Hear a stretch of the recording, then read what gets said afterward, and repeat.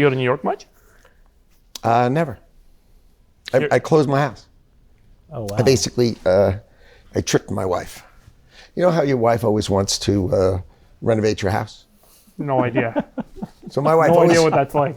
my wife always wants to renovate my house, right? Every minute I've been alive, my wife has wanted to renovate parts of my house. So we moved out once a year and a half ago. We moved out for a year and a half, about 6 years ago. And she only did half the house, and she still rues the day that she only did half the house. Really? Yeah. So that was the deal. What I did is I bought a house in Washington. Said, "Do you want to renovate the house?" She said, "Yeah." I said, "Great." We hired a contractor. Wait, you brought Brett Baer's house, no? Yeah. That's a beautiful house. I can talk about whatever you want, by the way. I'm happy to talk about serious things, casual things. No, let's just do this. Leave it, it's fine. Let's roll because he's Just roll. he's You're on fire. already running, right? He's on fire. I'm going all in. All right, besties. I think that was another epic discussion. People love the interviews. I could hear him talk for hours. Absolutely. We crush your questions, admit it. We are giving people ground truth data to underwrite your own opinion. What'd you guys think? That was fun. That was great. I'm going all in. Howard, thanks for being here. Thanks for joining myself and David Friedberg on the All In podcast. I want to take a step back before we talk about today and instead talk about your friendship with the president, how it started, how you guys got to know each other, and walk us through the moment when you frankly, went out on a limb a little bit, stepped up, became the campaign finance chair, and then just that evolution. So I've known the president since I was 30 years old.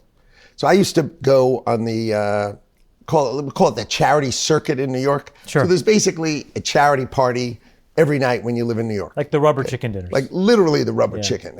And so sort of every night you go out. And so the boss of my company, Bernie Cantor, he got tired of going, right? So he didn't want to go. So he would send me with his wife and I would be her walker. I'm the 30-year-old CEO of the company and I'd take her to the party. And after the party, I'd put her in a limo and she'd go home and DJT would say, well, let's go out.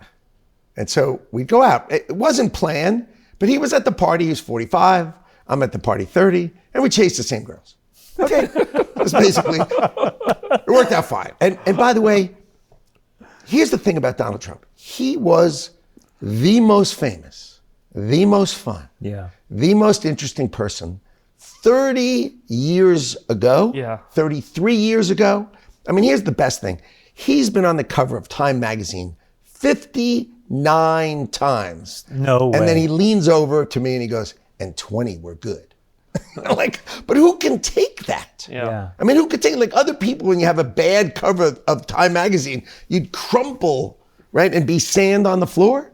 Instead, he's like, but so Howard, is it that he's just totally wired to understand that moment, like of being a public figure? Or like, what is it that's so unique about what constitutes the ability to navigate that over 40 years? I think it adds energy to him. Right? So everybody else's energy, what they don't understand is people bring negative energy to Donald Trump, right? And they're just charging his battery. Okay? Your energy around him comes to him. So when I come at him with a lot of energy, he comes back with a lot of energy. Right? It doesn't matter. He never steps back. He just sort of takes it like the centrifuge and then hurls it back at you. And he's been that way always. So this is not new. This is just who he is. This is who he is. So those other people who attack him, they think they're attacking him. They're charging his battery. They're literally charging his battery. So he comes back bigger, stronger. And once you understand the man, the most intuitive person that you've ever met. And people say, well, okay, so people who know me, I don't suffer fools. And they have all these derogatory, all my left liberal friends, all these derogatory statements about the guy. Right? And they know me really well. Right? And they'd say, well, how can you work for him? I'd say, how can I work for him? The most intuitive person, he senses it, he knows it. He calls me up and he says, Panama Canal. That's what he says. He goes, Panama Canal, it just feels wrong. Right? And then he sends me on the quest to go, I didn't do anything. I just start the quest to go look at it. Right? The mouth that's east is a deep water port by the Chinese. The mouth that's west is a deep water port by the Chinese. They're building bridges over it. So our ships and our military ships should go under right? In our hemisphere, a Chinese bridge. So then I said, okay, let's go prove it. So I have a friend of mine, he owns a big shipping company. I said, take 2 iPhones, put them on a stand, and just go through the Panama Canal. You know, the Panama Canal, they sort of drag ships through like this. And I said, just go video both ways. Just video both ways. 70% of every letter is Chinese. Then I'm talking like the sides of container ships, the stores. Like I'm not talking The like signage. It just random signage like you're riding on a road. It's all Chinese. And then I do the research and I call him back and I say the magic words between me and him. I have your path, which is I've done it. I've done the legal work. I've done everything, right? So when you start talking about it, you have a foundation. It's not just you talking. So people think he's just talking. He's never just talking. Yeah. He has people behind him who bring him his foundational, structural outcome. And then what does he do? He went and played golf that afternoon. He called me at 7 a.m. He said, what do you got? We talked from 7 to 8. He went and played golf, right? And that afternoon, there's the American flag in the middle of the Panama Canal in some, truth he puts out. Right. And that's the fun part, right? So you work for the most intuitive guy, unbelievably smart, unbelievably thoughtful, who knows what he's doing. So And it's so fun for me. Howard, let's just go back 1 second. So you have this deep relationship with him. You guys are friends. Scott Besson told us this story that about 18 months ago, though, he saw all this data about what was happening under Biden, and he was just so concerned that these deficits and debts were getting so out of control. He went to the president and said, how can I help? Can I help? That's a story. But was there a moment for you that was like rooted in something other than friendship? Like, was there something on the ground where you said, hold on a second, this is a train wreck and we need to do something? Because you were the finance chair for the campaign. Well, no, I wasn't the finance chair. I was the transition chair. Transition chair. Okay, so I ran transition, which we'll talk about. But so let's go through it. So I'm friends with him, right? But I'm building my business, a young guy building my business. And then 9/11 happens. Yeah. Okay, so I'm friends with the guy. I'm just friends with the guy. But then 9/11 happens. Kind, sweet, calls me all the time. Just good human being. Nice, warm, caring, good human being, right? But then I'm knocked out. So what do I do next? I try to rebuild my company, take care of the families of 9/11. I lost 658 people who worked for me, and we had a policy. We want to work with people that we like. So when we had an opening, we didn't use headhunters. We would say to everybody at the firm, does anybody know anybody who'd do this job? Yeah. And so, young lady works for me, says, my best friend is an HR person. They have to have capacity. Yeah. But once they have capacity, imagine we hire that person. Yeah. Now, what happens is it's not one big happy family. Yeah. But people really, really care about the company. And that's our company that's on the top 5 floors of the World Trade Center on 9/11 when the plane hits it. Kills everybody at the office. My brother Gary, he dies at 36. My best friend Doug, he dies at 39. I had just turned 40 that summer. I had a party, 65 couples. It's my 40th birthday 40th party, birthday, yeah. right? 27 people at my party get killed. Jesus. These are my friends. These are my friends. So I'm driven to take care of the families of the people who died. And I commit 25% of all of our profits. But the company is destroyed. So we go from making $1 million a day. I was a rich guy, right? What's the definition of a rich guy? No personal debt, no corporate debt. Ken Fitzgerald, no debt. So how do you survive 9/11? If you don't owe anybody any money, Right. the only money you're losing is your money. Is your money. So we survive and we take care of our friends' families, and then we build the company back up. So you could see, like, I'm a special guest on the Celebrity Apprentice, the first season of Celebrity Apprentice, Yeah. when Piers Morgan wins. Did he fire you? No, I wasn't a contestant. Oh, I was gonna I'm a ask. little beyond being a contestant. That's what I No, figured. It's like- I was a special guest. I'd come in, like, if you see during the auction, I'm standing next to him at the auction, and I'm helping him. Like, I'm just his friend, sort of as an extra all along the way. Every once in a while. You kept the friendship going as, Oh, yeah, as you're rebuilding. We're friends all the way, but I'm Yeah. rebuilding my company. Yeah. And then, so I'm not interested in politics. Okay, I don't do anything in politics because I got my head down, right? With the financial crisis, Ken Fitzgerald is great in the financial crisis. Had you ever donated to candidates at all, or not? Yeah, even that? New York candidates. Okay. Right, New York candidates. So think about it. You're in New York. You try to pick social liberals, fiscal conservatives. Right. If that even exists anymore. Yeah. Right. But if you're in New York, you have to pick. And look, I grew up in New York, so I'm socially liberal. What else could I possibly be? Yeah. So, so early when Chuck Schumer was young, before he became what the president now calls a Palestinian, he, Did he really? I raised him, I raised him money and gave him money. Yeah. Donald Trump gave him money. Same, right? I did too. Yeah, I mean, because he was, that's what he said he was. He was That's what he said social he liberal, was. fiscal conservative. Yeah. And so we'd all give to those kind of candidates, but mostly giving to get along. Right. And to be able to, ask him a question if you needed to ask him a question. But there was really I had no drive in that. And like I said, the first 4 nights I slept in Washington in the last 20 years were when Donald Trump was elected. I had never slept there. I'd come down, visit a little, go home. Go home. What am I staying here for? So he calls me at the end of October 23. Okay. So he's already had his first term. You didn't support or get No, involved. So I gave him money and I gave Hillary money. You gave Hillary money in the first term. Yeah, because Hillary was incredibly helpful to me post 9/11. Remember, she was a senator. Right. And New York needed help. Right. And Hillary was incredibly helpful. And I was driving the team to help New York rebuild because I had relationships with a whole bunch of congressmen and they were going to do nice things. Like Bill Young ran House Appropriations. Right. Bill Young was my friend through a whole variety of things that had to do with, I used to go to Bethesda Naval Hospital and I used to walk around and I would bring music there for the men who got hurt from the military who were in Bethesda Naval Hospital. And we would walk around, I'd go with my wife, and then I would engage the young man with music. I'd give him music and ask him what CDs he wanted. This is when CDs were there, and I'd bring him a Walkman. And my wife would pull the family outside. And she'd pay a year of their mortgage and all their expenses.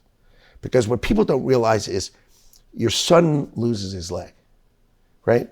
Dad and mom come flying in and they're going to stay by his bedside. What job do these people have that allows them to be at their son's world? And their world is falling apart because their son lost his leg. So their world is falling apart. But at home, their world is falling apart. Falling apart. Yeah. And so my wife would just try to figure out how much money it was and just give him a check. Yeah. And no form, no nothing. Just give him the money. Yeah. And help him. So I would bump into Bill Young and his wife, they ran then defense appropriations and they were there just being good human beings. And so we became friends. And he said to me once, he said, "Is there anything I could ever do to help you?" I'm like, "Look, you're like a congressman from Florida who does defense appropriations. And I'm like a Jewish guy from New York who's in finance. If there ever were 2 skews that were never going to meet, this is 2 ships going, right? We got nothing." So I said to him, "Look, we're just going to be friends, right? We're never going to do anything." And then he runs House Appropriations. And so when New York needs money to rebuild after 9/11, they go see Bill Young to try to get a bill passed. Right. And he said, "How can you come see me without Howard?" Yeah. This is post 9/11. So I'm running New York, and Hillary does a really nice job for New York. Yeah. And I told DJT, I call him DJT because I've known him for always. I told him that I can't forget. Yeah. I'm just not the person who's going to forget. Of course I gave him money, right? But I gave it, and by the way, he still tortures me for it. So and you know what the best part As is? a good friend does. Yes. Right. As But a you know good what the friend point does. is? See, other people would sort of curl back. Yeah. Right. So here, right after he gets elected, okay, here's a story for you. So right after he gets elected, he has a dinner in New York. Right. So he invites me to the dinner in New York because I'm his friend. And then while he's giving his talk to his first dinner in New York, he goes, wait, Hillary's supporter. And he points at me, right? So I stand up, I go, "Hey, everyone." And I sit down. He's just sassing me, okay? Because I gave him tons of dough. Right, and he right. knows I love him, and it's fine. Okay, But- so we're 2023. so we're 2023, and he calls me. And he says, "Will you help me?" Yeah. And I had not thought politics. Now, I gave him money. in 2020 re-election. Yeah. Probably gave him $10 million. I raised him $15 million. So I was, once I'm on his side the whole way through. I'm raising him money in 17, 18, 19, 20. While he's president, I'm totally on his side. Yeah. But I'm just his friend. I'm not engaged. Yeah. Okay. Because I'm still rebuilding my life. Yeah. Okay. And then 2023 calls me, says, will you help me? And I actually thought about it. And that was the first time I really thought politics. And then I said, yes. And I gave him $10 million right then and there. And then I started talking to him. I started going on the campaign trail. I started doing research. I started doing knowledge. I talked to him about everything. I talked to him all the time about everything. Did you love it? Because our friend Sachs, we were talking at dinner last night. He seems to love it. There's nothing not to love. As Donald Trump says, this is 1,000 Super Bowls for him. Yeah. And for me, it's only 100 Super Bowls. Right. But it's true. I mean, if you're dedicated to America and you're willing to wear America's clothing and to stop worrying about yourself and only care about America and have no objective post. Yeah. The president hates when these people have, they raise money post from people they met in here. So I'm never going to work again. Okay, I'm never going to work. This is all I care about. I'm just going to help America. So he asked me to help him. And I start thinking about it. I start studying everything. And I read everything. And I read everything about the White House. And I read everything about everything I can possibly read because I'm just that way. And then I start helping him. Yeah. Right? And I went to learn how he picked the judges, right, in the Supreme Court and why it did and that. And I'm just very detailed. And so I started studying what transition is. Right. Right? And I started studying it, and I started studying tariffs because he wanted to talk about tariffs. And he's always thought the trade deficit was wrong and basically a ripoff of America. And I started studying everything about it. Yeah. And so he and I would talk about it, and we knew everything about it. And then he picked me to run transition. Okay, so we're going to talk about tariffs in a sec, but so double click into transition. What did you find that was so interesting? I'll give you an example. So there's a book called The Gatekeepers that was written. And people gave me, you should read this book. And it's about chiefs of staff. Okay. And basically, there's another way to call it. It's called the jerks, right? Because what they do, imagine you're the gatekeeper. Yeah. You're the gatekeeper of what? Yeah. Of the man who was elected president of the United States of America. He needs the gates kept from him. And if you listen to the Nixon tapes, you hear him scheming to try to learn anything. Because what happens is the chief of staff, everybody reports to the chief of staff, and the chief of staff reports to you. So you can't get on Air Force One without asking the chief of staff. You can't get a document unless you have the chief of staff. No one can come see you unless you have the chief of staff. And if they take your phone away, you know what you are? You're imprisoned. And that's the gatekeepers. So I said to Donald Trump, I said, look, you fired Reince Priebus, who was your chief of staff. Then you fired John Kelly, who was the chief of staff. Then you fired Mick Mulvaney as the chief of staff. Then you would have fired Meadows, but you didn't get a chance because the next election. So I said, why don't you fire the job? What you need is a chief of staff who's actually your chief of staff, not who's the gatekeeper. Right. Right? And so that was an example of how I changed it. And so Susie Wiles is perfect for Donald Trump. You know why? She lets him be him. John Kelly took away his phone. Right. So he couldn't communicate with anybody. wow. Whereas Susie embraces who he is, helped him get elected, ran a great campaign. Yeah. She's perfect for him in this role. And so that's what I brought. So I brought an understanding of him Right. and an understanding of the role. Right. And how to And that's why I architect it. convinced your friend David Sachs every time he said, I can't do it. Yeah. I would call him and say, it's an emergency. I need to see you. He'd fly in and go, what is it? I go, you need to join the administration. He goes, that's what the emergency was? I go, of course. And Howard, was that when you conceived originally DOGE in that initial, was that during the transition? All right, so DOGE. Yeah, we should talk about DOGE and tariffs. Okay, so Yeah. DOGE comes, it's October of, before the election, Okay. early October. October 2024. October 2024. Yeah. Like the beginning of October 2024. And I called the president and I said, I need to spend an hour with you.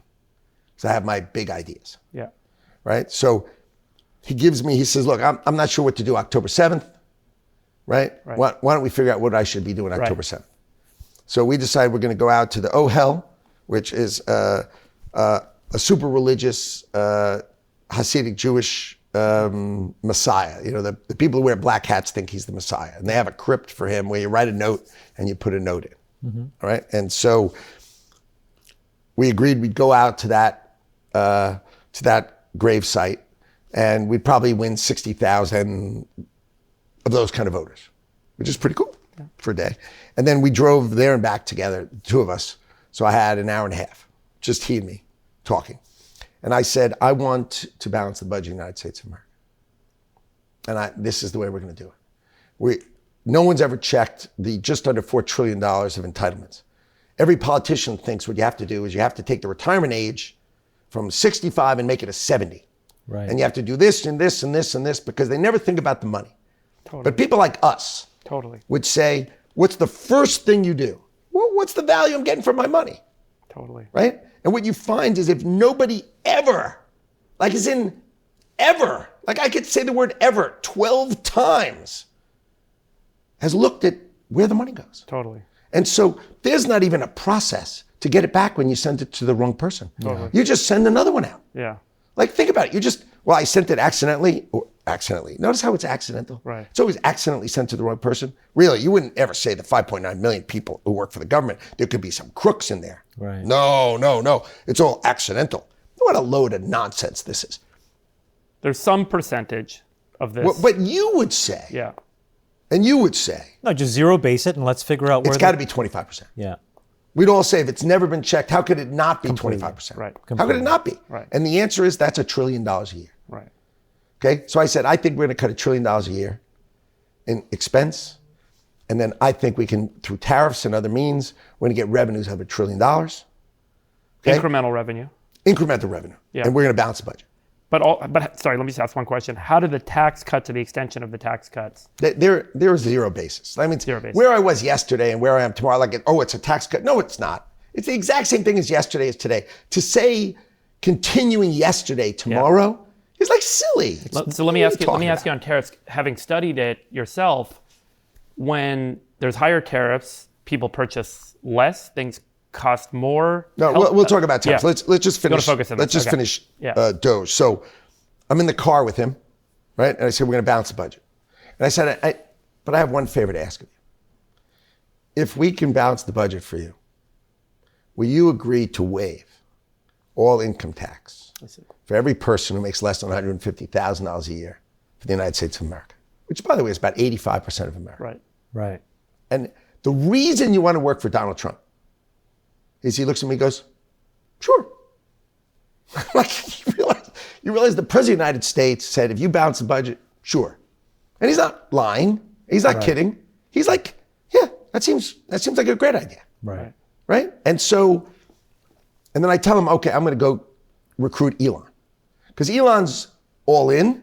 Yeah. Right? He's already said he's all in. Yes. He's already said he's going to Pennsylvania. Yes. Right? So I call Elon, and I don't know Elon.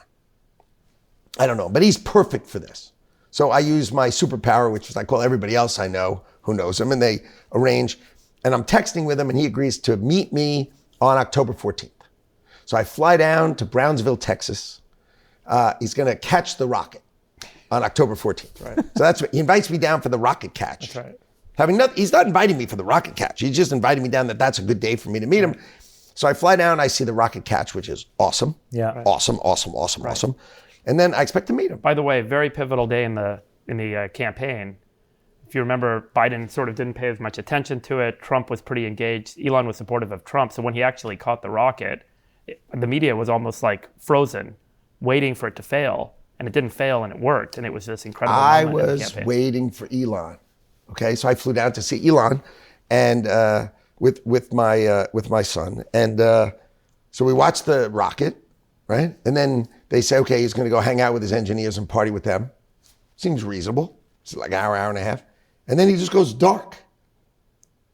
You're still waiting. I'm just sitting there waiting, and then they take me and I go to like the equivalent of a Margaritaville. You know, where you have like a basket and you can get quesadillas and Yeah, you get Chamath loves and you get places like that. a Diet Coke in a red sort of plastic thing that's about this tall. It's like I love got those places. 4,000 ounces of Diet Coke in it that comes in this big. Love that. But now, to his credit, he sends me all the executives from SpaceX Yeah. are hanging with me. Yeah. But he's dark. And what happened is he took a nap. He was up all night doing the engineering and he went to sleep. So then when he finally wakes up, so I'm just sitting there like, you know, doing I don't know him really. So I'm just doing the thumb twiddle. I'm going, okay, you know, this guy's. You had a gonna couple see me at some point. quesadillas. I'm and you're hoping he just sees waiting. me, right? Yeah. So then he wakes up, he says, come to my house. Right? I'll see you in my house. So his house is 1,200 square feet. It's got the furniture in it that I had when I graduated from college. Yeah. Right. Okay? I'm not kidding. I'm not kidding. We know. It's 1,200 square feet and it's got the furniture, plastic chairs, and okay. So I say, we're going to balance the budget. I need to cut $1 trillion. He's like, I'm in. He says, I think we should cut 80% of the federal government because the essential employees, if the government shut down, essential employees are 450,000. Yeah. Okay. And there's 5.9 million people who work for the government. Yeah. How can 450,000 be essential and there's 5.9 million? So he says, like Twitter, I think we should cut 80%. Yeah. And I say, I know how to cut 50. And he says, I want to cut 80. I said, I know how to do 50. He goes, are you with me or against me? I go, I know how to legally do it. What do you have? And my son says it was like two alpha dogs just like fighting with each other for the first half hour.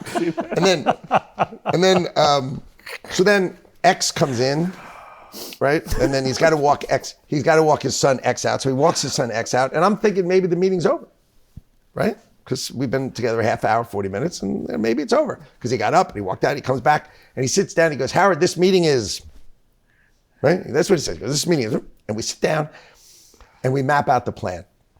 I tell him what a gratis vendor is. Yeah. Because I was not going to go into the government. I was doing transition. What is a gratis vendor? A gratis vendor is an approved vendor for the United States of America that gives product to the government, doesn't sell it. Okay. So therefore, I don't have to go through the whole process of becoming a proper vendor because you're giving it to us. And then if you give it to Article 2, which is the president's stuff, then the president can accept it, right? Because it's give. Sorry, Howard, what's an example of this? Like just to make I write some software. You write some software. I write some software for the Commerce Department to do a better job of XYZ. You just give it to me. And then I do QA on it, and I can take it. If you sell it to me for $1, we go into government hell. Right. The whole rigmarole. Yeah. Right? But if you give it to me, right? And then I set up, so I said, I'm calling it DOGE. And I registered the name DOGE. You said that. Of course. And were you familiar with Dogecoin and Of Elon's course. history? It's Elon. I'm going to fault. Elon. Okay, So what happens is, in the Defense Production Act in World War II, Yes. in order to get all the great executives Yes. of America to help with production, they named everything after jazz singers or everything that of the people who were on the committee that it would make them laugh and smile. Okay. Right? So I picked a Doge, so he would laugh and smile. And he said, get the F out of here. Like when I said, we're going to name it DOGE, the Department of Government Efficiency, which I didn't think of. It was on the internet sort of floating around in June. Yes. Right? But I literally registered it, right? As the Department of Government Efficiency, like make it a real thing as a gratis vendor. And I said, this is how I've done it for me. Yes. So that I can run Cantor Fitzgerald, you can run SpaceX, right? You don't have to sign the conflict form and all this stuff because you're not working for the government. You're just giving stuff to the government. Yes. You are literally giving of yourself, Right. but you're not looking for anything. You're not taking any money. You're not owning anything. You're not doing anything. You're not on that side of the wall. You're on this side. You're outside, Yeah. right? And so we had fun. We talked for 2 hours. And then on my Twitter feed, I took a picture of me and Elon outside, and I put up, welcome to DOGE. We are going to rip the waste out of our $6.5 trillion government and balance the budget. We must elect Donald J. Trump president. Yeah. Right? And I posted that with I probably at the time had 25,000 viewers, and I got 45 million views. Wow. Right? So it was me and Elon. Yeah. And that was the beginning of DOGE. Yeah. Right? Then I ran transition, which is, so for the transition, I had a room in Mar-a-Lago. Yeah. Okay, big conference table in the middle. 4 85-inch screens on one side and mirror 4 85-inch screens on the other side. So that you and I could talk to each other. So the president sat across from me. Yeah. Elon sat, and then I'll tell you one other story about Elon. So he wins the election. President wins the election. He accepts it like Wednesday at 2 o'clock in the morning, right? Elon's not on stage. If you see, I'm on stage. Elon's way in the back of the room. There's 1,000 people in the room, 2,000 people. He's way in the back. He goes home. Thursday afternoon, I call. I'm doing a dry run of the launch of my transition, right? And the president is superstitious. He's never had one conversation with me about transition. He totally trusts me. He wins the election. Now he's got to, I said on Jesse Waters, he hasn't talked to you ahead of time about who he wants. About one job, about one thing. So the transition, until the election. Because he's superstitious. He don't waste your time. Don't jinx it. Right? Just go win. Yeah. You got to go win. So what happens is I'm doing a dry run. So I call Elon. And I said, where are you? He goes, what do you mean? I'm in Austin, Texas, or whatever. I go, well, what are you doing? I mean, what is the point of you spending 3 weeks living in Pennsylvania helping the guy get elected if you're not going to help him pick the cabinet? Like, come on, right? Because the way President Trump works, he makes decisions by orchestra. He likes lots of views and opinions. He likes them. And anybody who says, the last person who sees him gets him, that's because they don't know him at all.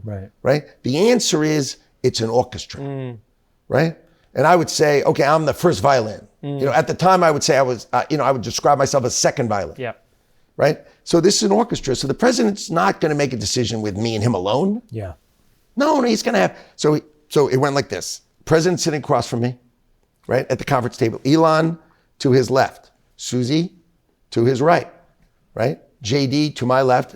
Linda McMahon, who was my co-chair, right? But she wrote all those EOs that he did. Yeah. She was responsible for, and I was responsible for personnel, but she was with me for personnel. So she's sitting to my right, JD sitting to my left, Don Jr., right? Stephen Miller, there was always 12 people in the room. They were never like me and him hushed in the corner doing this or that, never. And what we would do is I would put 8 candidates on one screen, right? And then big candidate on each screen. Right. Most beautiful AI picture of you you've ever seen. Right.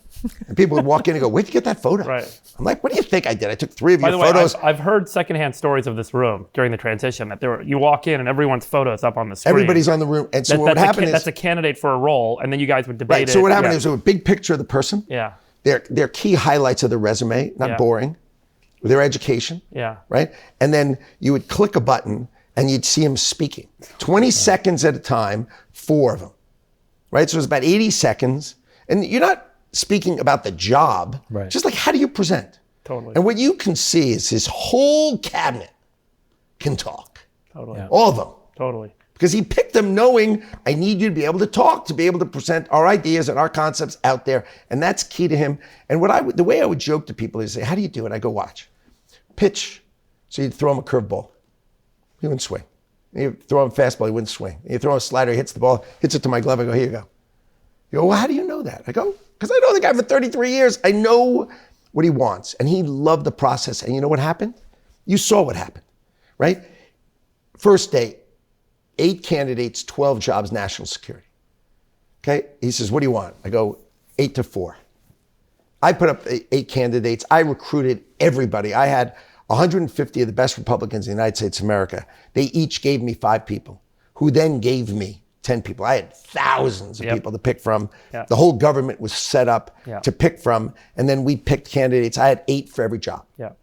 8. 8 to 4, that's Friday. Sunday comes in, 4 to 2 in the morning. I fly everybody in for the 2. I prep them. We go in and meet them. 2 to 1, final interview, give them the job.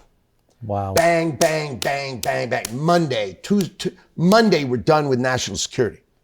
Okay, now we're rolling on, and it just pounds out. Why? Because he had every candidate. Everybody knew it. Everybody was prepped. Everybody was aware. Everybody was done. You know, that's why I had to beat the heck out of David Sachs, because I needed David Sachs to be in the government.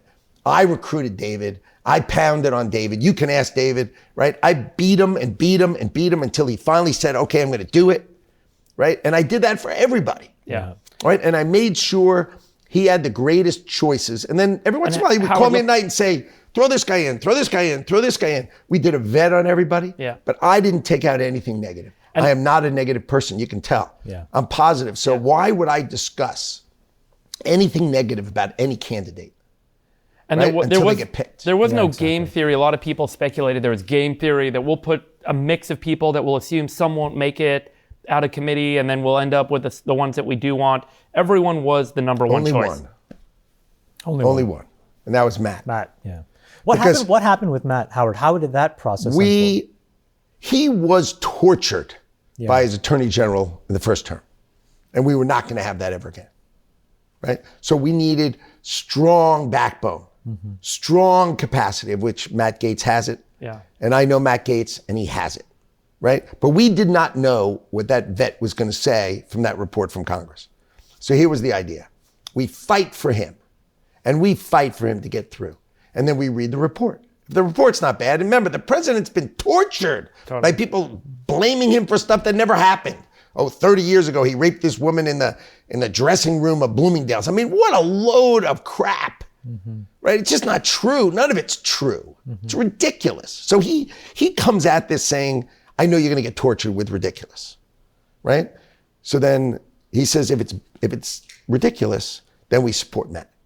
And if it's not, we have Pam right here, right now. So that was lined up. So that everybody knows it's right here, right now, and it's 3D chess. Okay. Yeah. So we read it, Pam. Okay. It's like Pam in 100th of a second. Right. And Pam is a rock star. And you could argue that you would say, well, why didn't you pick her first? You know what? He's the president. He plays 3D chess. He did it his way.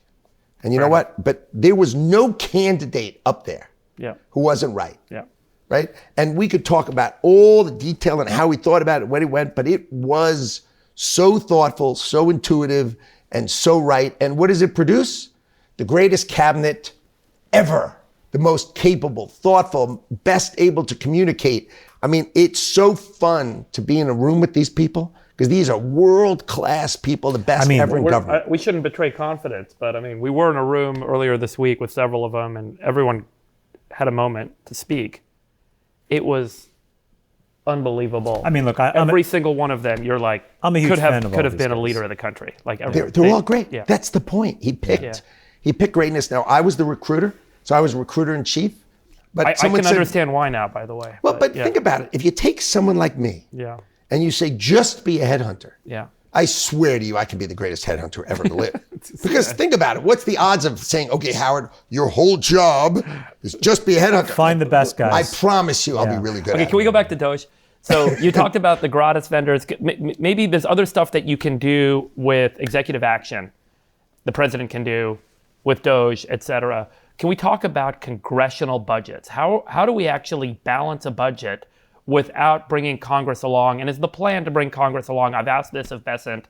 I've asked this several times since we've been here. And it's the thing that gives me the most heartache and the most headache, is I worry about whether this actually gets there given congressional interests.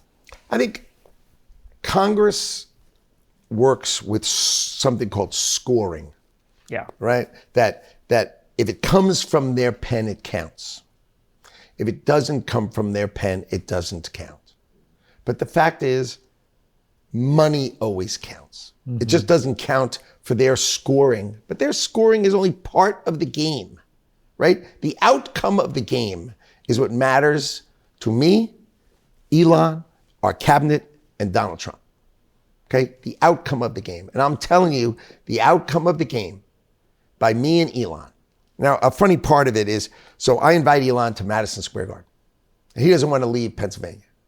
Right? Because Elon, he's committed to Pennsylvania. Yeah. So I convince him he's got to come. And we have a plan. I'm going to say to him, everyone else gets introduced by the voice of God. I'm the only one who introduces Elon.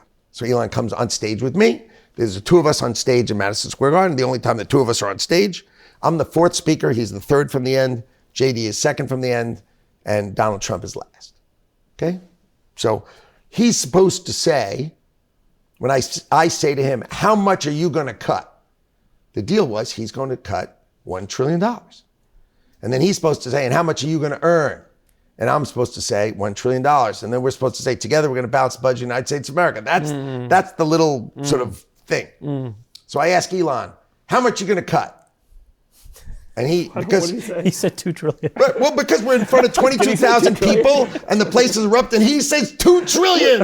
And then I'm sitting there going, and I'm like, I think I said, alrighty then. Alrighty or something then. like Yeah, that. yeah, You know what I mean? Like, what was I supposed to say? Yeah. You know, so later when he walks back to $1 trillion. No, you were caught off guard, but I mean, Did he ask you how much are you going to earn? No, because he said 2 trillion. He's like, I got it all. Don't worry, like, Howard. Yeah. Like I said, alrighty then, Yeah. and that was that. So then I walked off stage, and he said 2 trillion. So like, what am I going to say? But the answer was always, right, that 25% of the waste, fraud, and abuse is $1 trillion. Right. And he's got to cut and find the waste, fraud, and abuse of $1 trillion. Okay. Okay, and that my job is to raise $1 trillion of exogenous new revenues. New revenue for the government. And we, right? I'm telling you, I've been here now 2 months, Yeah.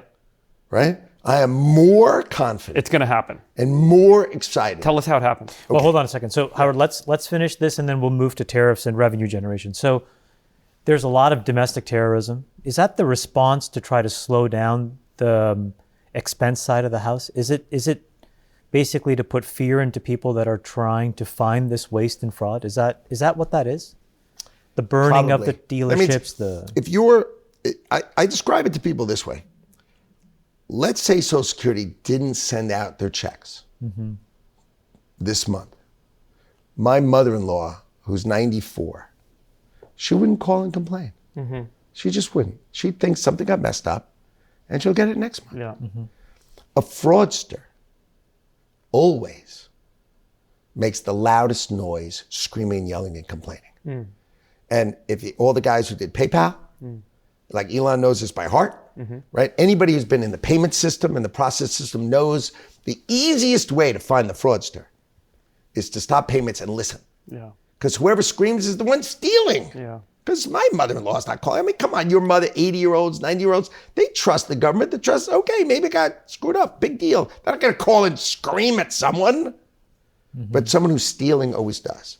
So what happens is we need to get to, so the people who are getting that free money, stealing the money, inappropriately getting the money, have an inside person who's routing the money, they are going to yell and scream. But real America We'll is give going to be the rewarded government because here's the key. benefit of the doubt. Not one penny should stop going to, we're the richest country on earth. Yeah. Here's the way I say it. I said we have a $6.5 trillion budget. We have $4.5 trillion of revenues. Yeah.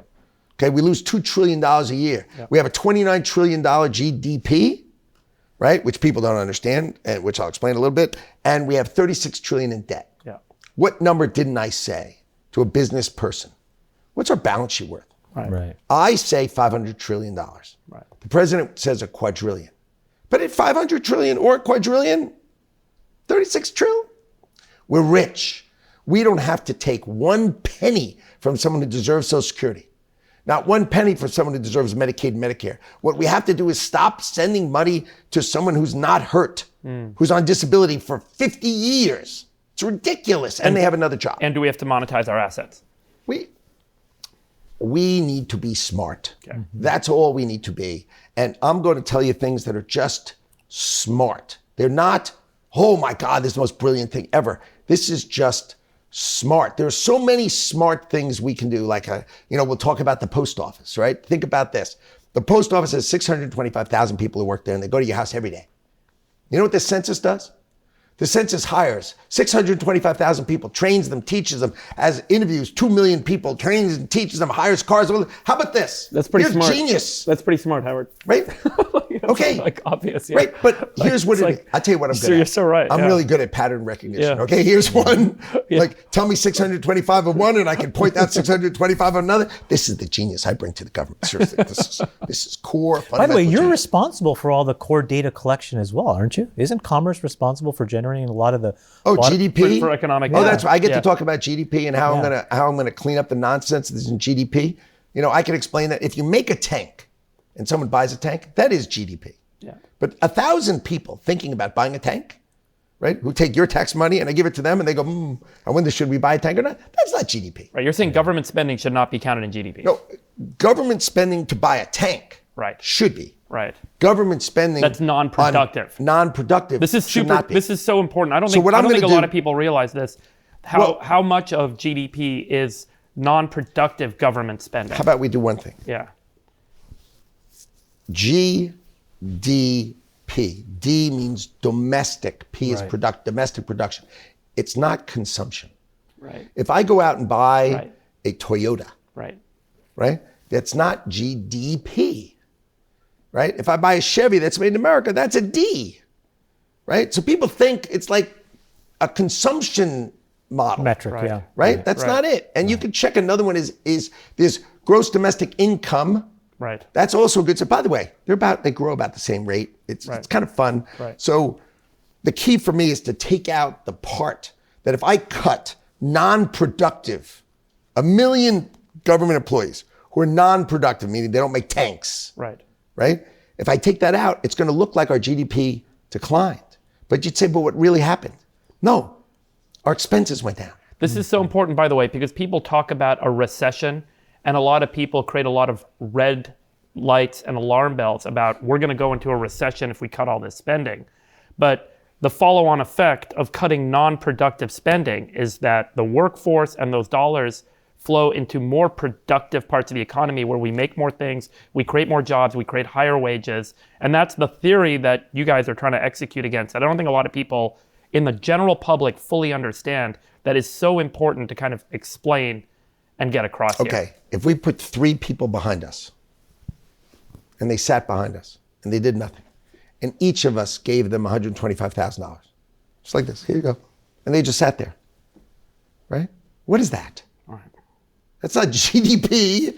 That's actually me taking my money and giving it to them. We've produced nothing. We've no purpose of the earth.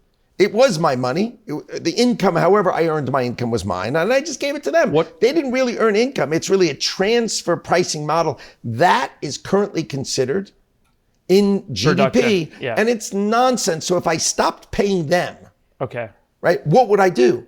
The first thing you'd say is, well, then why am I paying so much tax? Bang. Okay, so now we're in the concept of where we Howard, are. do you have an intuition on what the actual GDP number is? I'm sure you do. If you take out non-productive spending. Yeah, but I'm not going to talk about it until we release it because that's the proper way to do stuff. Got it. Right?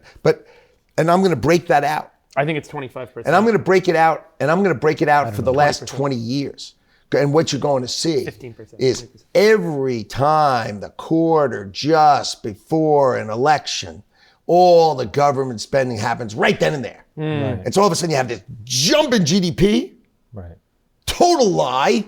Total lie. Basically, they just take all this money and they jack it into the quarter so that we have that. And you'll see it. It goes whoop. And then they can make it. What do you think the first quarter is? Whammo. Right. Or the second quarter is whammo. Why? Because you pre-spent it. Right. And then you have this whole, and it's gross. Yeah. Okay. That's the only way. To us, you're like, really? But It's so manipulated. Let me and ask the you. answer is, And to your point, the game that's being played is we're going to take taxpayer dollars that people don't understand once you give it to the government. We're going to create these waves of fake growth that try to tip elections so that then the grift and the waste and all the fraud can then continue for as many years until the jig gets replayed over and over again. And it seems like the buck is stopping with you guys because you've exposed it. It's going to. And that's the idea. The idea is to take $1 trillion of waste, fraud, and abuse out. And then make $1 trillion from having other people, resetting global trade. And once you understand global trade and how it makes sense and where it came from. Can you explain that to us? Sorry, before we get there, I want to ask one last question on the cuts. Can we speak do we need to speak in a more empathetic way? Because that $1 trillion of spending flows into someone's pocket. Some percentage of that pays people a salary and they live on that income. And I think a lot of Okay, I think this is important for you to highlight because a lot of people are reacting to Elon and DOGE and the budget cuts saying, you're destroying jobs. You're taking money away from people that need their jobs. Rich people are taking away jobs. I'm going to give you a sad example. And so, like, help us understand, are people going to lose their jobs? I'm going to give you a sad example. We all remember during the COVID, there was the PPP money. Yeah. Right. Remember that? Yeah, totally. So it was proven that 200 billion of the 1.2 trillion was going to Chinese fraud gangs. What? Why? Is that proven? You just make up a company, Right. you know, Joe's Deli. Yeah. You make it up, Joe's Deli, right? Say you're in trouble, file, and they send you money. Yeah. Right. So why wouldn't Chinese gangs do that? Come on. So we showed, not we, but people showed the government, those people, that money. And instead of stopping, they said, yeah, but we can't stop because there are real people who need the money. And so what happens is, because there's no one's ever been fired, ever, for sending money to the wrong place. People send it on purpose. I'm not saying everybody sends it on purpose. I'm saying there are some people who send it on purpose. Yeah. Some people who are complete morons, and an enormous number of people who work for the government who are awesome. I mean, amazing people, right? But what percentage? Okay, if there's 5.9 million people who work for the government, you're like, wow, that's like so many, and we're paying them all. And how many do you really need? I mean, if the answer is 2 million, wow. And we could talk about how we understand it and how we're going to retrain society for the AI industrial revolution is coming, which is going to create the greatest set of jobs and greatest set of growth ever. Okay, but then we could talk about that. Yeah. But the key is, stop sending money to the wrong place so we can make sure we can always defend sending money to the right place. I would never allow, if I can stand it, to not pay somebody who retired at 65 their benefits. Yeah, I find it disgusting when we're the richest country in the world and some politician says, in order to save Social Security, rather than getting rid of the waste, fraud, and abuse, we should move it to 70. Yeah. How about no? How about we're rich enough to give people the benefit of the bargain of being a great American? But let's put great people in charge. That's really well said. I think that's really well said. Okay, let's put a pin in this because trade. So let's, Howard, explain to us global trade as you understand it, and then the context of tariffs, and maybe historically, and what role they played now. So I remind people that on the earth there was the Dark Ages. So the Dark Ages meant that the world knew how to read. And then because of religious and other actions, they burned all the books. Yeah. Right. And literally, the earth stopped learning how to read for 500 years or 400 years. We didn't know how to read. And we knew how to read before. So how could you forget?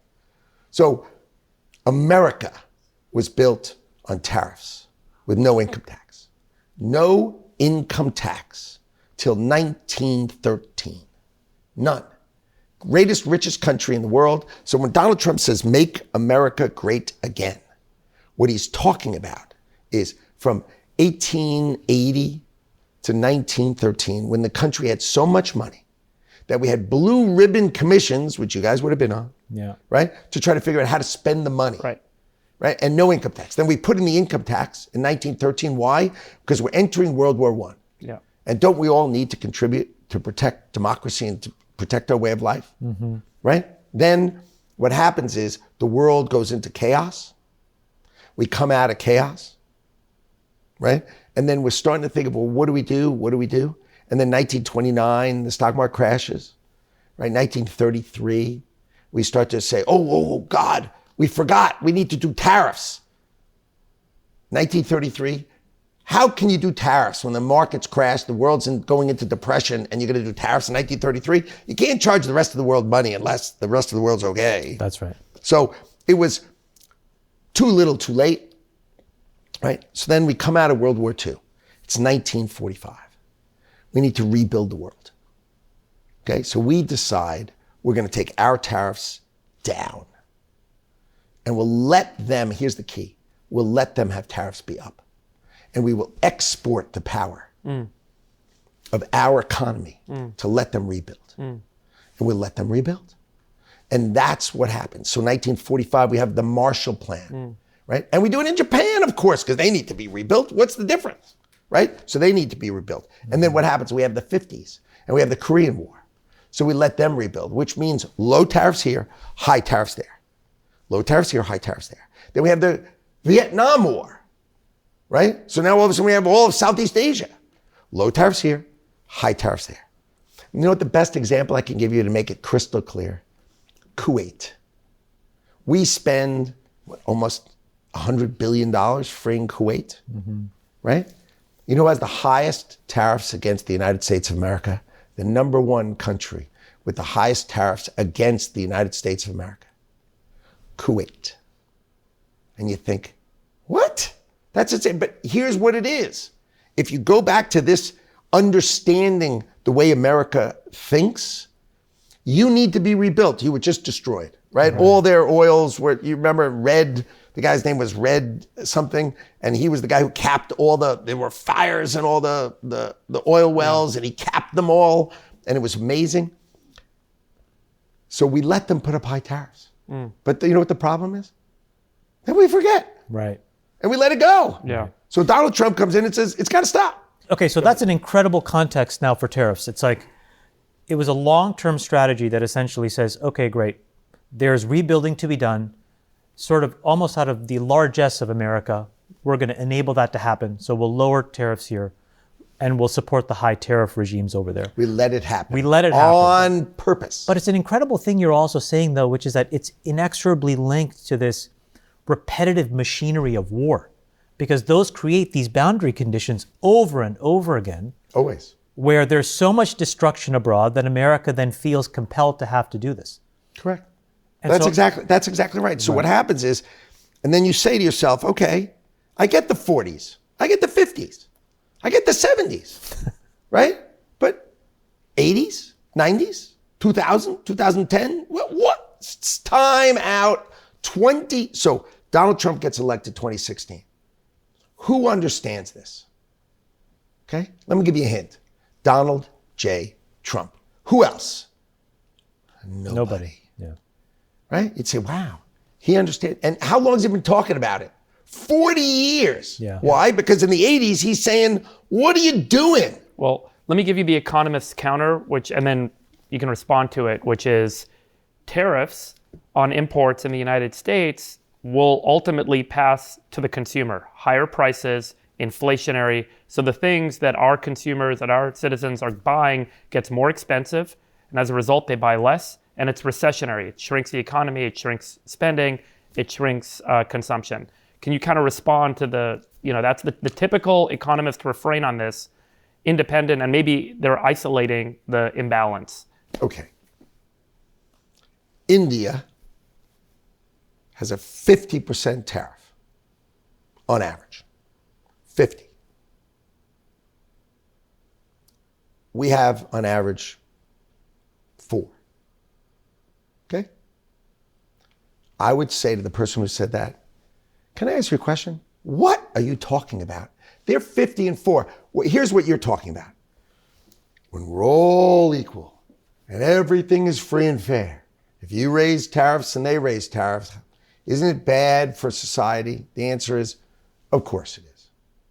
But there's 2 differences. Number 1, let's do human beings first. Before we go to the math, let's go to human beings. Once upon a time, we had an auto industry in Detroit, okay, and in Ohio, but Detroit. Then some genius named Bill Clinton signs the North American Free Trade Agreement, or corporations, you can screw Americans and go get cheap labor in Mexico and break the unions by going to Canada. Now, if you were General Motors, I'd say, it's like my birthday. Yeah. But if you're a worker who comes from Michigan or Ohio, they just signed, you know what they signed? Worst statistic I'm going to tell you today. Average life expectancy of high school educated workforce. So, by the way, the United States of America, 2/3 is high school educated, 1/3 is college educated. The difference today of average life expectancy between those two categories is 7 years. 7-year average life expectancy. It's not the air. It's not the food. It's not the medicine. It's despair. My grandfather worked in the auto factory. My father worked in the auto factory. I have a good life. I'm going to do Friday night lights and football. I mean, it's going to be a good life. I have a good middle-class life. I'm a member of the United Auto Workers. Life is going to be good. The factory moves to Mexico, and I am just screwed because the government of the United States of America didn't care about industrial policy and didn't protect me at all, and let cheap labor in Mexico. I'm sure the Mexican people went from $4 an hour to $5 an hour, and they're kicking it. But I destroyed you, and that is incredible failure of industrial policy, which nobody wants to talk about, but you talk about it as average life expectancy, and you're talking about it about reshoring and building the life for the people who are America. That's why you elect Donald Trump president. You elect him because I didn't spend 1 minute doing politics until he asked me to help him. But when he asked me to help him, I started spending time with him. When did I learn this? And who taught me this? The President of the United States. This is not me teaching him. You understand? This is him teaching me, and you can see him talking about it in the 80s. Right? He's been talking about this for a lot, and what it does is it means reshore. So, number one, we have to care about human beings. That's a globalist view. Yes, if I take my production and move it to Mexico, it's better for me, Mr. Corporation. Okay? But it's not better for me, Mr. US citizen of the United States of America who's working at a car plant. That's bad news for him. Okay? And that's number one. And now let's go to number two, which is the math of it all. If we say free and fair trade, I want to remind you, there ain't no such thing. There is no country in this world that is free trade. Zero. And we are the lowest and the dumbest because everybody else is higher and more protective. So they protect their farmers. Here, I'm sitting at the dinner Modi comes to town. And I say to him, when Donald Trump, we have dinner, and after the niceties, Donald said, go ahead, Howard. And I said, you have 1.4 billion people. And you brag to us how amazing your economy is. Why won't you buy a bushel of our corn? You won't buy a bushel of our corn. So our farmers can't go to him, but his, of course, can come at us. Right? Why is that okay? You know, and we can go into all the stuff that, I don't even want to go into it because if I had another hour, I could regale you with stories that are fun with that. But just address the pricing inflation that arises from tariffs. Talk to the average person who says the cost of a toy at Walmart just went up by 50%. Okay. Inflation comes from printing more money.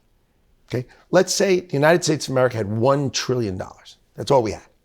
That's it. No more. Okay? And I want to buy a bottle of water and you want to buy a bottle of water. One came from America and the other one came from Fiji, right? And I tariff Fiji. Then that water is $1.25 and this water is $1. That's not inflation. That means that one's more expensive. But I can choose to buy this one. Right. Okay? So you're right. This toy might be more expensive and that toy's not. I get it. But that's not inflation. Right. Here's inflation. Snap my fingers, now we have 2 trillion. Right? That water's $1.50, that water's $1.25. Yeah, everything's more expensive. That's inflation. Okay? So inflation without tariffs is everything's $1.25. Now what inflation with tariffs is $1.25, right? And $1.50. And so you have to understand inflation doesn't come from tariffs. Certain products, if I put a tariff on a mango, right? We can't grow mangoes in America. We just can't grow a mango. If you put a tariff on a mango, the mango would be more expensive. Yes. Okay? But if the president chose to put a tariff on a mango, then the mango is more expensive. That just becomes a consumption tax. It's like a sales tax. Yes. Right? It's a sales tax. It's a consumption tax. If I want to buy a mango, it costs more money. And you can offset that with a reduction in No, income but tax. that's just like another version of income tax. How do you Okay, think so about, what the idea is to not do that. yeah. That's the idea. The idea is to choose things that are going to reshore. Yeah, exactly. Come here. This is so important. Hire my people. Yeah. Bring it home. Yeah. Right? And by the way, I want to just speak as an entrepreneur. I see the economic incentive. When I see the price for certain things go higher because you have to import and pay a tariff, I'm like, why don't we make that here? We should be doing that. And there's going to be a lot of that kind of entrepreneurial opportunity that will arise from making things. And this is just how the markets work. Someone will say, $2 trillion so far. I mean, he's been in office, right? Like 7 weeks, 8 weeks. yeah, $2 trillion of committed domestic production coming back because of his tariffs. TMC saying, I'll build, semiconductor wafers. yeah, Arizona. Everything we do, they're going to build it here. That word is never coming. yeah. Yeah. Unless the tariff. So what happens is you bring it here, you create the jobs here, and then they avoid the tariff. And by the way, those jobs are better paying and they're more productive than the government funded. Howard, what do you want to do about like the narrow set of products that are more high value than the mango that maybe can't be made here, or at least can't be made here in the next 5 to 10 years? So TSMC can make chips. I think that's great. ASML, who makes the extremely complicated lithography machines, as an example, can't necessarily do that for another 5 or 6 years here. So there's these narrow cases where tariffs can exploit a market or perturb a market where there is no multi-vendor solution, right? But that's still critical. How do you think about that set of stuff? You know, the beauty of putting Donald Trump in the White House is it's giant three-dimensional chess. Yeah. Okay? So we all have Stockholm Syndrome for the Internal Revenue Service. We think we like the Internal Revenue Service. And we don't say it, but when we say we're going to charge a tariff, and other countries who lean on us, who rely on us, who bleed on us, who can't live without the oxygen that is our economy. Because remember, the thing about our economy is, while we have a $29 trillion GDP, we are the consumer of 20 trillion. Yeah. Right. And this is the key thing. We buy everybody's stuff. So who's more important? Let's say they have an economy that produces stuff, and we have an economy that buys stuff. Yeah. The customer is always right. We all know the customer is always right, because if no one buys it, they can't produce it. Right. So everybody needs our economy. When? Now. I mean, to the fact that China consumes less than 10 trillion and primarily tries to figure out how to sell it to itself. Yeah. Right? So they don't buy anybody else's stuff. Right. So we are the world's consumer. Yes. We're the world's customer. Right. Right? So that's point number one. So we want them to come here, and if they can't come here, what if you pay us? Okay, now let's say there was a 20% tariff, and in order to sell his goods, he knows he can raise the price 10%, but he can't really raise it 20. So he eats 10, and the price goes up 10. Let's just say. That 20 goes into the coffers of the United States of America from the President of the United States, who said, we're going to balance the budget. And then his goal is to drive down income tax in the United States of America, including waiving tax. So what has he said so far? With that in his pocket, knowing that this is what we're going to try to do, what does he announce? No tax on tips, no tax on overtime, no tax on Social Security. Why is he saying those things?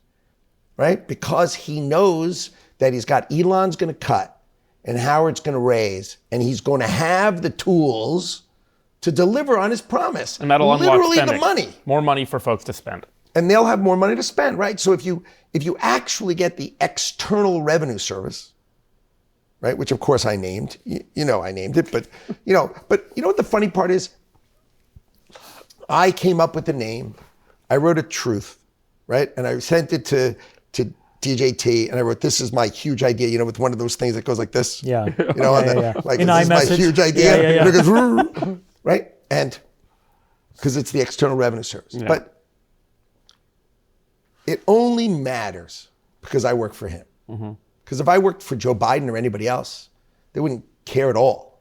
So the fact that he loves a great idea the minute you say it and it becomes his idea, my idea is useless. A good idea in his hands Okay, so speaking is of great all the ideas, value in the world. So the External Revenue Service, Yeah. if we went back to make America great again, Yeah. which is pre-1913, Yeah. which is let them pay, you don't pay. And what that means is let them pay, try to balance the budget, try to waive tax on everybody who makes less than 150,000, Yeah. right? And look what you did for America. Yeah. Holy moly, look what you Okay, and so by the way, yeah. labor costs come Yeah, smashing down because it's tax-free. Yeah. So if their earnings are tax-free, right, then they're happy to work because they get the money. Right. So what happens is cost of labor comes down because we're run correctly as a so government. speaking And this is of- what I'm trying to do. Speaking of potentially great ideas, can you tell us about the Trump card? Sure. So Whose idea was that? And how did that come about? John Paulson had a call with Donald Trump and was talking to Donald Trump and was kicking around the idea of we should sell, right? Why do we give away visas? We should sell them. And they're talking about it. Donald Trump calls me, gets me on the phone, right? We all talk about it, right? And then we go from there. And then my job is to figure out, like I always figure out, how to do it. What's the path? Do you have Let's a go path? figure it out. Of course. About 2 weeks from today, it goes out. Okay? Elon's building me the software right now, Yeah. right? And then out it goes. And by the way, yesterday I sold 1,000. Oh, you did? I got a poly market I created on how many are you guys going to sell this year. So Cool. Yeah, curious to see how many. That's fantastic. Do you want to tell people just the rough? Yeah, what are the broad terms strokes? on Okay. it? Yeah. So if you're a U.S. citizen, you pay global tax. Yeah. Okay. So you're not going to bring in outsiders going to come in to pay global tax. So if you have a green card, which used to be a green card, Yeah. now gold card, you're a permanent resident of America. You can be a citizen, but you don't have to be. And none of them are going to choose to be. What they're going to do is they're going to have the right to be in America. They pay $5 million, and they have the right to be in America. They have the right to be in America. Permanent residency. Yeah. As long as they're good people. And they're vetted. And they're vetted. Yeah. And they can't break the law. We can always take it away if they're like evil or mean or bad or something. Not mean, but if they do something horrible, you can take it away. Right? But the idea is, if I was not American and I lived in any other country, I would buy 6. One for me, one for my wife and my 4 kids, because God forbid something happens. I want to be able to go to America, and I want to have the right to go to the airport, to go to America, and them to say, hello, Mr. Lutnick. Hello, Mr. Lutnick and the Lutnick family. Welcome home. Right. That's what I want to hear. I don't want to hear I can't come here when there's a horrible war, a horrible whatever. Right. I want to be able to go home. Right? And once I'm home, I might as well build a business. Yeah. So you have the most productive people in the world going to start spending time here. They're going to have a family office. They're going to hire some people. And you're not going to tax their external worldwide income. I only tax the money they make in America, which is what we do now. Yeah. But their global income stays out. And they pay $5 million. And how many people do you think there are that could qualify in the world? How There many? are 37 million people in the world who are capable of buying the card. That's In case you were wondering, 37 million. That's a lot more than ChatGPT told me. who are capable of buying it. Who are capable of buying it. Now, I'm not saying they will, but they're capable of buying. How many do you think you'll sell? The president thinks we can sell 1 million. So $5 That's trillion. $5 $5 trillion. trillion. I think $1 million is reasonable. I mean, look, as an outsider who came in and got his green card and then got his citizenship and now pay global tax every which way known to man. If this were available 15 years ago after the Facebook IPO, that's what I would have done. It would have been much better for me theoretically. Now I'm happy to pay the taxes. So the in idea, America, but so the idea is, and it's going to go fast. Meaning you Yeah. apply, right? We take your money, and the way computers work now, they have these cool things, like these computer things. They're amazing. You you put stuff in, and they stuff actually in. check everything. It's fantastic. You You don't don't need even an have to plug them in anymore. It's amazing. Like they get the information through the air. I mean, you could do a better vet Yeah. than anybody in government has ever done it before in 1 second. Right. better than they've ever done it before. So I'll tell you a quick story. Monday night, Elon was telling us about this, me and Sachs, and one of the things he was saying is he's been helping you build this site. He's building it. But one of the most difficult parts of it is it turns out like all of the CPB infrastructure to do all these checks, it's like a lot of COBOL mainframes and the amount of technology that has to get rewritten. And so this is a question. Big opportunity. It's incredible that the most advanced nation in the world deployed systems in 1970, which at the time probably felt very cutting edge to everybody in the room at the time. But to your point, has not evolved in the last 50 years. There's always a reason. Okay, and the reason is, it's a great reason, which is that in the mid-'70s, we changed the way government accounts for software. We took a 10-year contract, and you have to take the contract up front. So if I'm signing a contract with you for 10 years, $1 million a year, I have to take it against my budget for 10 million, so I'm not doing it. See, I'm only here for 4 years. Yeah, so I'm not doing everything. So what happens is, when was the last time we bought software? 1975. Where?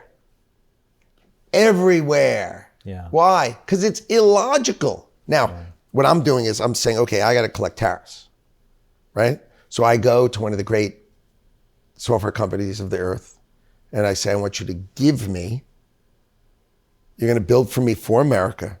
You're going to build the greatest customs processing ever. We're going to take a photograph. It's going to know what it is. It's going to go through AI. It's going to know what it is. It's going to know what the tariff is.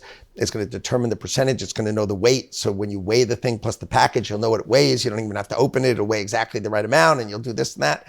And these are all things that I know and all things I could figure out. Because you know the way gold works? A gold bar is about 40 pounds. You know the way you know that gold bar is? They weigh it, and they weigh it out 13 digits of decimals. So basically, if you touch the thing, it's not going to be 13 digits of decimals. So you have a perfect scale, and you weigh it, and that's like the code. Yeah. Right? Because you can't touch, if you touch it, you'll change and you can't get it right out 13 digits. It's just not possible. So that's what we do with stuff. You know what it weighs, right? 3 t-shirts, if you send them the same 3 t-shirts, they always weigh the same. But what's incredible is you're convincing these companies to basically like do right for America and build this software for you. You think that's going to be a movement throughout the government, or is that? Here's the idea. I say, build it for me for free. Yeah. I put it in for free. I don't know.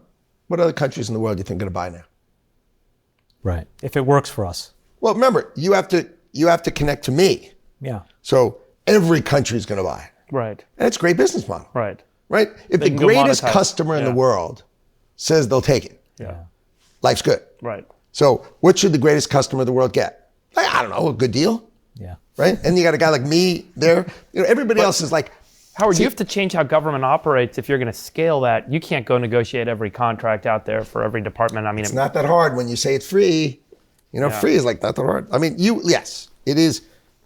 And then what I do is I get the head of that technology company. Yeah. Because I use my superpower, which is my friendship with Donald Trump. And then I go in the Oval Office and we call them together. Right. And we call the CEO together and make him promise the president. Because promising Howard is like really nice. Right. Promising DJT, that's something else entirely. Right. So I get these guys to promise Donald Trump that they'll build it. Right. Now let's see him renege. Yeah, that ain't gonna happen. Right. So, you know, when you get Elon to say, I'm gonna build it for you, and he says it in front of the president, like, how great is that? You got like the greatest technologist, the richest guy in the world, who says, I'll build it for you. You're like, thank God, right? And then I get, you know, I go to the heads of Google and Microsoft and Amazon. They're all for America, building for us, for free, to make America better, because they are great American companies. And in exchange for that, we're going to help them through all sorts of things that are towards fairness, just towards fairness. Because you can't get me to do something outside the world of fairness.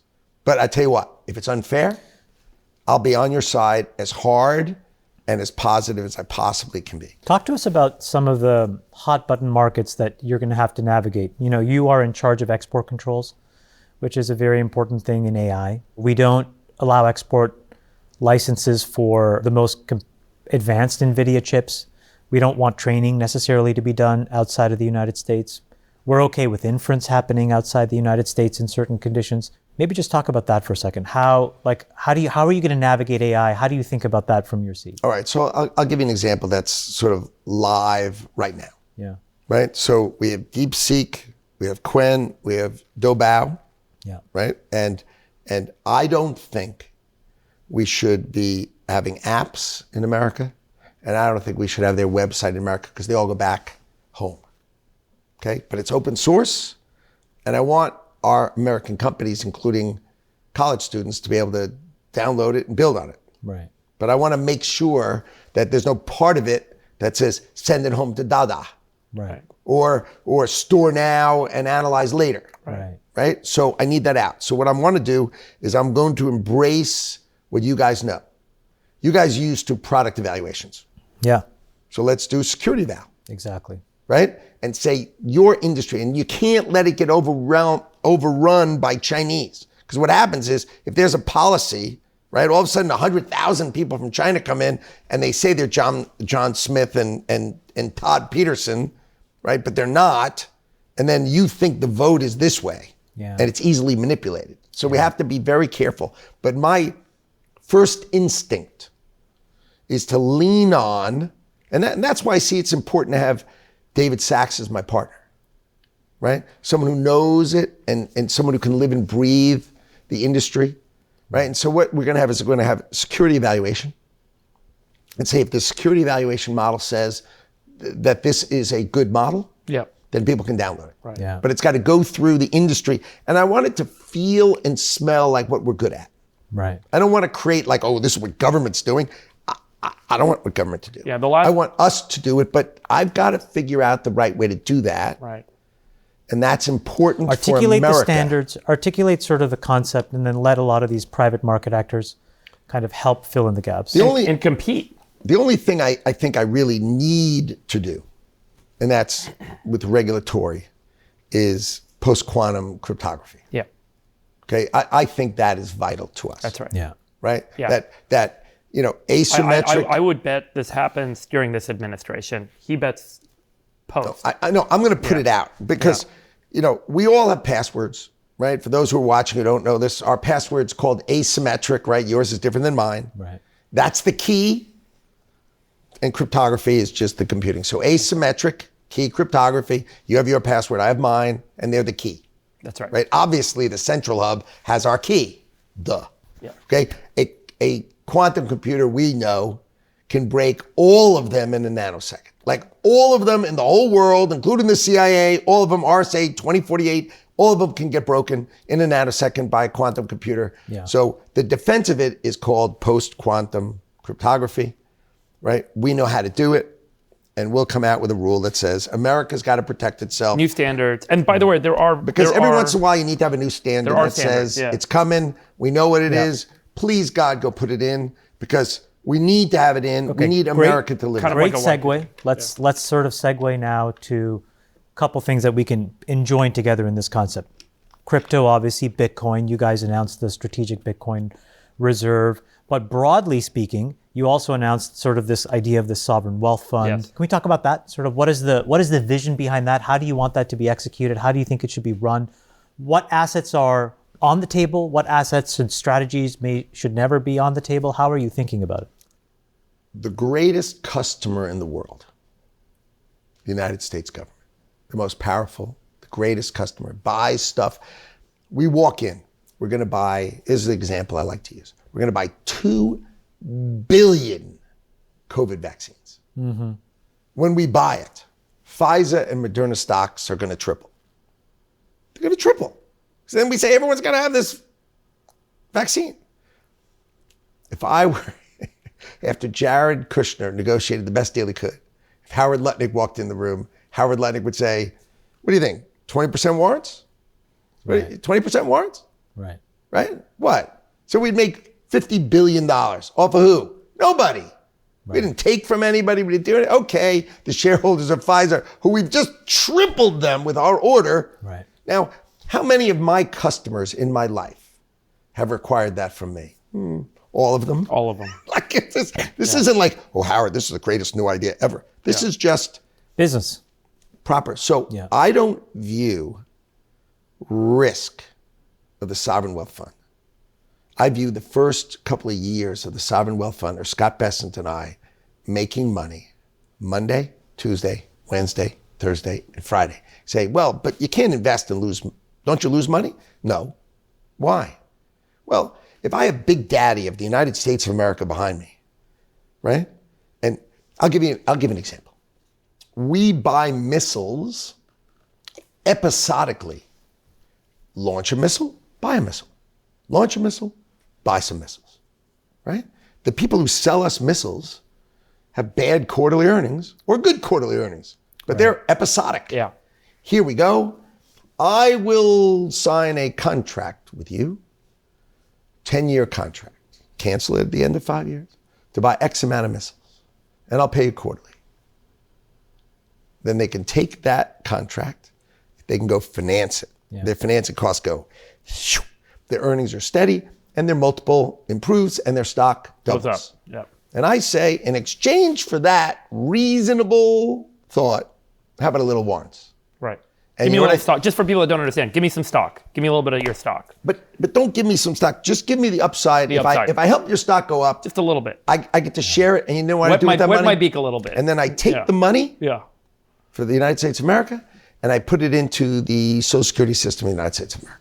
Okay, so why? And then all of a sudden, right? So the Social Security system says it's $4 trillion in the hole. Yeah. Okay. If we cut the waste, fraud, and abuse out, it becomes 1.5 trillion. And by the way, Frank Bisignano, the greatest executive, the greatest payments executive ever to join the U.S. government, is about to get confirmed and take over the Social Security system. Okay. Frank ran Fiserv, $120 billion public payments company. And when Donald Trump asked him in his interview, can you handle Social Security? It's 1.3 trillion a year. He goes, well, let's say I handle 500 billion a day. So Wednesday, right? And he goes, my whole life, all I worry about is getting rid of waste, fraud, and abuse. That's all I care about every single day. $5, $2, $1. He goes, this is going to be the most fun I've ever had. Yeah. I mean, this is a Donald Trump administration. This is something that's another planet. Now, of course, I recruit Frank, and I get to have my piece in the game. Yeah. But if we get rid of a couple $100 billion, then it's only $1.4 trillion in the hole. We make $1.4 trillion. Yeah. And that baby is finished. So forever. Is the Sovereign Wealth Fund a balance sheet for Social Security? Does Social Security become more than what it is today? Does it over time offer bigger, greater benefits? And is it basically a pool that holds equities? Historically, and we talked about this on our show, it's only ever held treasuries, but it's really kind of a fake treasury. It's got 2.7 trillion today, but if we bought the S&P in 1971, when we went off the gold standard with the cash flows that have come in and gone out of Social Security, we'd have a $15 trillion interest in the S&P today. Yeah, but you'd have that would have had you have Donald Trump be the president the whole time, which is not a thing. Right. Okay. But is that the objective? Is that the Sovereign Wealth Fund is basically for the benefit of retirees in this country, and it becomes like a sovereign wealth fund that... We have a $36 trillion budget deficit. I mean, debt to the United States of America. And we have a budget deficit of $2 trillion. So Donald Trump wants to knock down the $2 trillion. Yeah. And then he's focusing on the $36 trillion, of which the Social Security is part of it. Yeah. So how he allocates it, he was elected president of the United States. I was not. Yeah. Okay. I like the Social Security idea because it's really easy to explain to people and sell to people. Yeah. And so they understand it. But the fact is that it's the same money if I put it in Social Security or I put it on the debt of the United States of America. And I'm going to let Donald Trump make that decision. You know why? Because it's all his idea and none of it's not mine. So he will decide that. Okay. And he will play it his way. Right. But Scott Bessent and I will make more than $1 trillion for the United States of America during our term, which is pretty darn cool. Yeah. Right. And we'll use that. And if that reduces our debt, right? But that's not the policy of how we're going to balance the budget. We're going to balance the budget.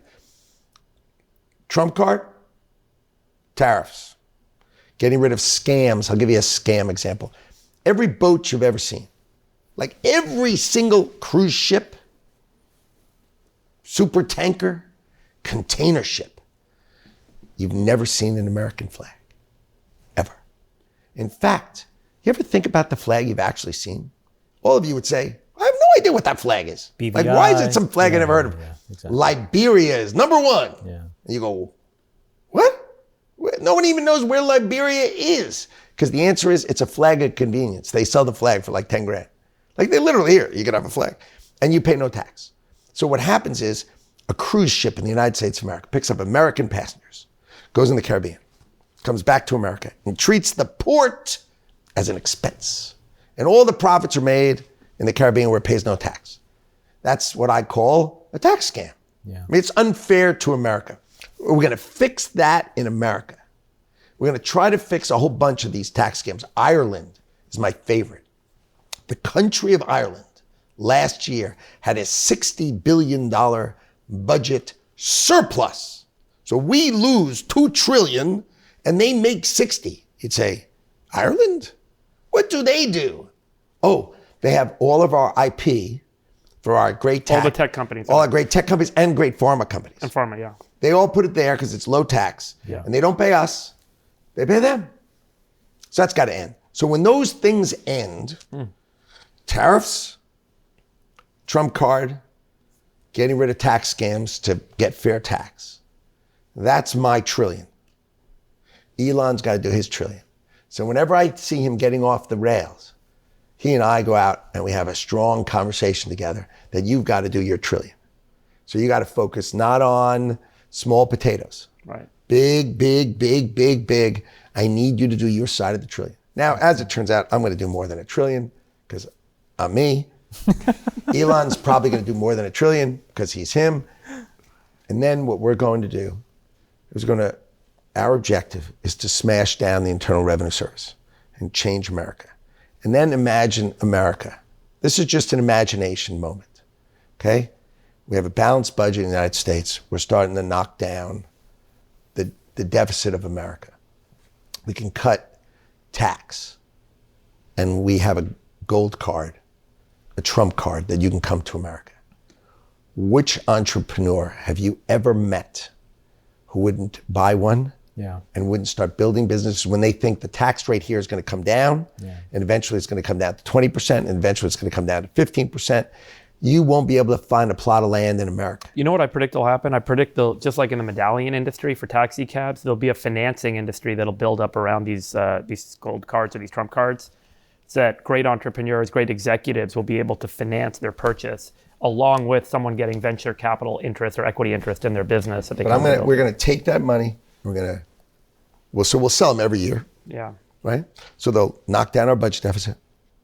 And then eventually, right? If Donald Trump is right and ultimately we can sell 7 million cards, you realize there is no debt in America. Yeah. Right. No debt in America is $1 trillion a year in debt coverage. Right. $1 trillion a year in debt coverage, you know what that changes? That changes the Internal Revenue Service. You start to rethink, and I just want to remind you, right? We are the richest country on earth. Our balance sheet is $500 trillion. I'll give you an example. What's the court system of America worth? Right? What's it worth? Well, how can NVIDIA be worth $3 trillion without a court system that protects it? Right. There's no such thing. Right. So just everything about us the is infrastructure so awesome. Yeah. Right. And you know what happens? We actually, we get beaten upon it. We actually believe it. Yeah, you could ask Doug Burgum about how undervalued a lot of our real estate is in this country and the potential for it. Think about it. Biden closed 635 million acres. This is electing Joe Biden head of Saudi Arabia, and he closes the oil wells. Yeah. And all of a sudden, Saudi Arabia falls off the face of the earth broke. Like, what are we doing? Mm-hmm. Like, we care about Americans. Yeah. Let's make Americans' lives great. Howard? We want clean water. We want clean air. Yeah. Okay? We do it better than everybody else. But if we don't, here's the one, like the hypocrisy, right? We won't mine lithium in America to make a battery. Yeah. But so the Australians mine it with coal, and it's messy because they do it they do it messy. By the way, we breathe the air in 3.4 days, but who's counting, right? Then we take it, we put it on a truck. We put the truck and put it in a super tanker. We drive the super tanker that pollutes the living heck out of the world across 12,000 miles of ocean, puts it in a truck and gives it to Elon to make an electric car. Why don't we mine the lithium in Nevada? Right. And by the way, we'd mine it cleaner, right? And by the way, it's not just lithium. almost anything that we could possibly conceive of needing over the next couple of decades exists in the continental United States. We just have had no incentive or no structure regulatory-wise that enables the development of it, which is... We need to care for us. Make America, America first. How about, there's another way to say it. While maintaining clean Americans first. While maintaining environmental standards. Look, we're never going to do something that's not like 100 times cleaner than everybody else, because we care about clean water and clean air. There's none of us who don't care about clean water and clean air. But like someone gives you a pill and says, this will save you. And then you look at the statistic and it saves 1 in a million people. And you'd say, why am I taking this pill? You'd say, well, it could save your life. You'd say, yeah, but it's like 1 in a million, right? That's not logical, right? That's the point. Yeah. There's a regulation that's the right thing. Yeah. And there's a regulation that's the 1 in a million pill. Right. Like, why do we give a baby a hepatitis B vaccine? Do you realize we have a brand new baby and we hold it up and we give it a hepatitis B vaccine? You realize the only way you get hepatitis B is from unprotected sex or a needle? Right. Like, why are we giving it to a baby? Like, why? And you know what it is? You know what the answer is? Corruption. That someone in the government got paid to put that in the rules. And because there's no justification. I haven't met a medical doctor who says hepatitis B vaccines on brand new babies make sense. Because, by the way, you know what the worst part is? They only last 10 years. You need a booster in 10 years. So the baby's going to be 10. Right. We've got to really be fair to ourselves and be fair to Americans. And I think we can be. And I think that's why I'm so excited. That's why our cabinet is so excited. That's why it's so much fun to work for Donald Trump, because I am just speaking from his playbook, right? Because if you had met me before he said, will you help me? And he went out to dinner with me and said, so tell me about government. I'd say, government? You mean I pay them taxes? Like, that's it. Are you having the time of your life? Most fun ever, because I have every idea either gets blown up or shot down. Okay? Meaning I come up with lots of ideas and he says, nah, too complex. And you know what? That's fine. Yeah. But when I come up with the External Revenue Service and he says, great idea, and then he speaks of it in his inaugural address, right? It's his idea. Yeah. Because I can't do anything with it. Howard, last question as we wrap. Tell us about your family, your kids, how do they think about all of this? Your son's running Canada now. How's that going? Just give us the lay of the land. How's the Lutnick family? All right, so I have the best wife. I've been married 30 years. She lets me be me, and she's gorgeous, spectacular. I love my girl. She agreed. I mean, imagine this. I'm not joining the government. I'm not joining the government. I'm doing this DOGE thing with Elon. I'm not joining. Honey, we got to move. like, honey, we got to move 2 weeks after election day. I'm like, we're moving. And in 5 weeks, we're going to live in Washington, okay? And so the fact that wasn't unsettling would be the understatement of a lifetime. Yeah. But she's been the most supportive and fantastic. I have 4 kids. My oldest son about to turn 29. I was taking him to kindergarten. So that's why I'm alive. My second son, Brandon, I dropped him off in nursery school and then took my oldest son to kindergarten. So the 2 oldest boys are running Cantor now until I divest. Is it going well? I don't know. Oh, of course you're not supposed to know. It's kind of fun. I would love to talk to them about it. You have no idea. But I'm not allowed. I literally am not allowed. Yeah. And we all know the phones. Yeah. So since the phone's always with me, and I assume the phone is listening. Ever since we couldn't take our battery out of our phone, the phone is listening. So, I'm not, so I never talk to my son. So I'm sure they're happy, but I don't know how it's going. Guys, if you're listening, he's doing great, as you can tell. And then my daughter is going to go to med school. Yeah. And she's on a gap year now. And my youngest son also on a gap year now, and he's going to start Duke in the fall. Right. So I have the best kids.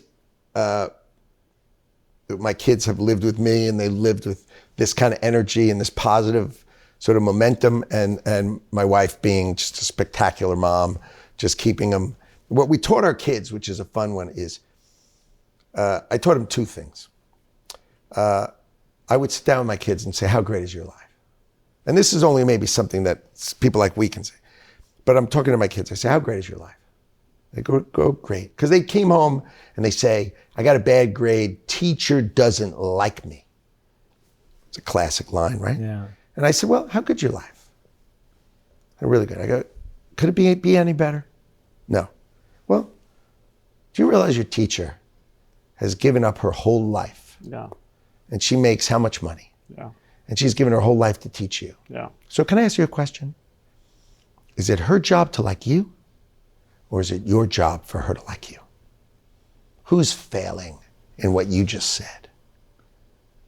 Right? It's your job to have her like you. So when she says, raise your hand, raise your hand. Right. And the other thing is, do me a favor, color inside the lines, okay? In high school, if she says the sky is orange, the answer to the test is orange. When you get to college, you can argue with the professor all you want. High school, color inside the lines, give the teacher what she wants, make sure she loves you, and you're getting a good grade. That's the rules of life. Yeah. And my wife beat that into my children so that they would have it in their souls, in their moral character, Yeah.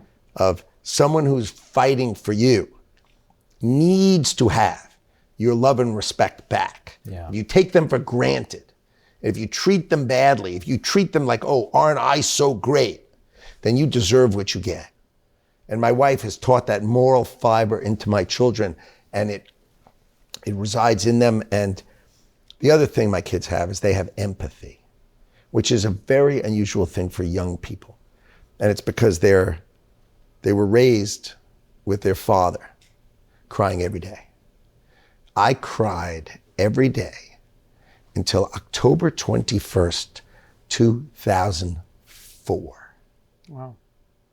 Every day, because I thought of someone I hadn't thought of, or someone would say 658 people died, and you can't process all of that death without crying. And the only reason I remember is because as I fell asleep, I told my wife that I didn't cry today, and she wrote it down.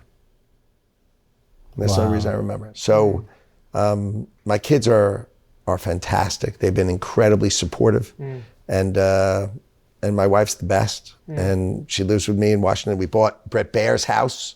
So I have a nice house, big enough for my ego to expand. Very important. Chamath hasn't found one that big yet. He's still looking. Howard. You're an incredible American. Yeah. Thank you very much for everything.